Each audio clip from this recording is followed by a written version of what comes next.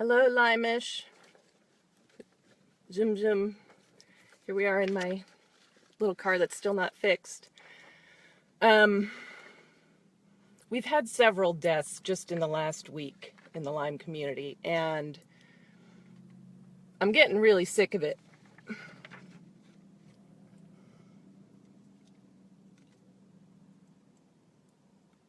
I wanted to do something funny today, and I just can't bring myself to do it.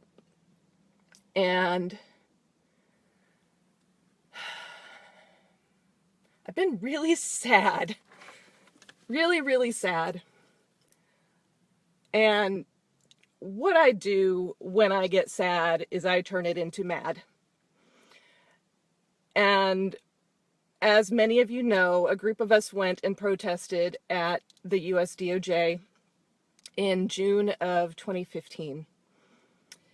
And the reason we were there was to protest the DOJ's ignoring of our pleas, to prosecute the individuals who committed the crime of falsifying the Lyme disease case definition, to exclude the 85% who have an AIDS-like outcome. And they've done nothing. And we're left with this case definition that's bogus, that's been bogus since the Dearborn Conference in 1994. So I wanted to read to you today a letter that I just submitted to the Kansas Attorney General's website.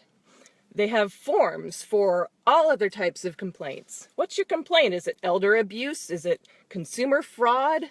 There's all kinds of stuff, like roofing contractors who screwed you over. There's a form to complain about them. There's not a form to complain about systemic denial of an entire disease, an entire process that is well documented in the literature.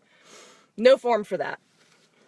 So they have just a general box where you can fill in your information and type up your complaint, which is what I did. And I'm going to now read to you what my complaint was to the Kansas Attorney General, Derek Schmidt. Here we go. The USDOJ appears to be ignoring the pleas of millions of sick people. So I'm requesting that the issue be addressed at the state level. Kansas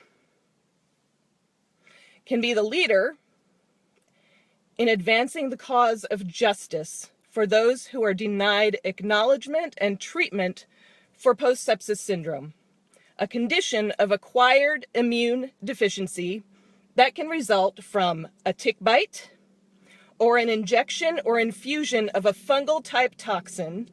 See the NECC scandal of 2012 and long-term outcomes of the victims.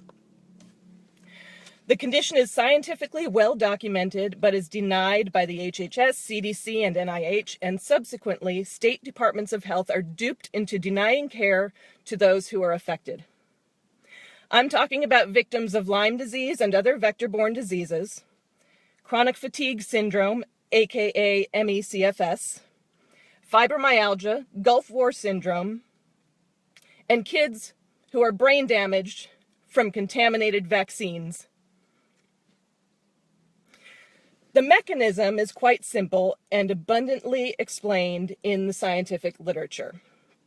Highly acylated lipoproteins, when injected, cause sepsis, which the immune system then combats by downregulating itself permanently, known as tolerance.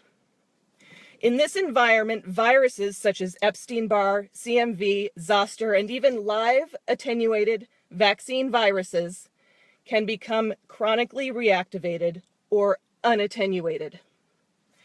I can provide all the scientific documentation you need, Mr. Attorney General, sir. How can your office help? I suggest beginning with victims of Lyme disease, or rather victims of the denial of Lyme disease.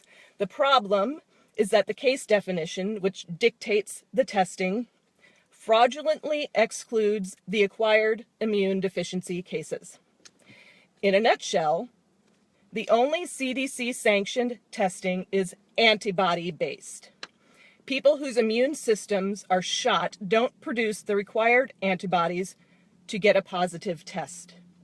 This case definition was put in place in 1994 when the now failed Lyme vaccine was in the trial stage, and it became known that the antigen used, oh, by the way, a highly acylated lipoprotein that's also shed by the organisms that cause Lyme disease, was causing adverse events that looked exactly like what we know now as chronic Lyme disease or post-treatment Lyme disease syndrome. As a result, tick-borne diseases are drastically underreported in the state of Kansas, creating a false belief that the disease is not a threat. KDHE promotes this false information, putting Kansas citizens in harm's way.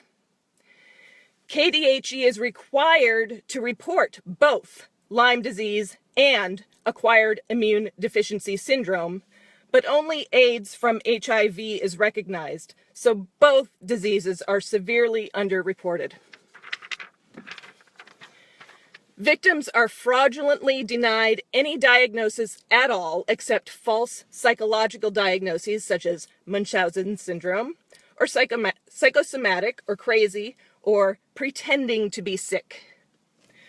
This sets them up for discrimination from employers, state agencies, insurance providers, medical providers, and even their own family members. Victims are denied medical treatment. Victims are denied disability insurance.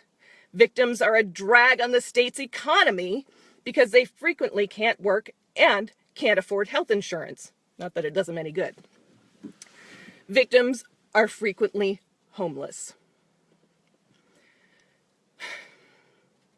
Victims are abused by the medical profession. They're denied any illness or treatment because the testing is fraudulent. They're dismissed from medical practices for being argumentative or difficult. Victims drive up healthcare costs because their complaints are repeatedly ignored by health professionals and they must go to multiple providers to find a single doctor, if they're lucky, who will treat their many medical conditions. The state has a responsibility to protect its citizens from the abuses of the federal agencies who claim these conditions do not exist, despite their own research to the contrary, and their claims that their testing for Lyme disease is valid. It is not valid according to the FDA's requirements for validation of a scientific method.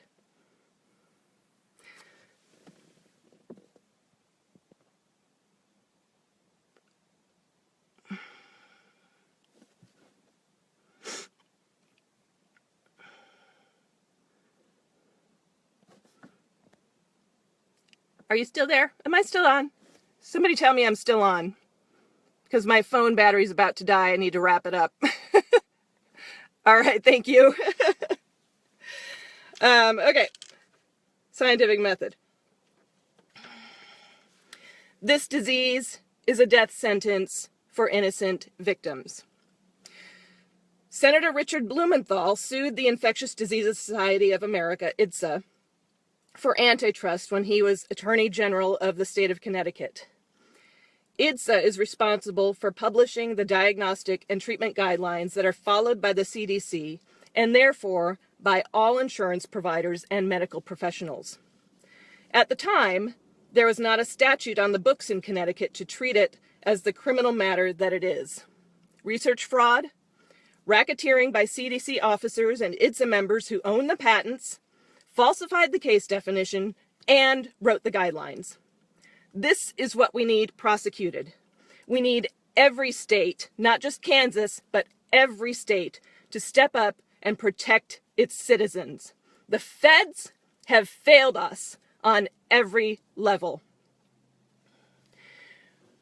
We ask that all state attorneys general do their jobs as law enforcement and prosecute the individuals responsible for these medical abuses, fraud, racketeering, discrimination, and color of law crimes. This is what we need. We want the cops to do their job and protect the sick people who are facing discrimination at every level. And the worst level being that their illness is entirely denied. So that's it. That's what I did today. Good times. And hey, I'm not sad anymore. So get mad. Turn your sad into mad. It's kind of like turning your frown upside down, but not quite. Love you guys. Love my Lyme-ish. Peace. Battery's about to go. I'm out.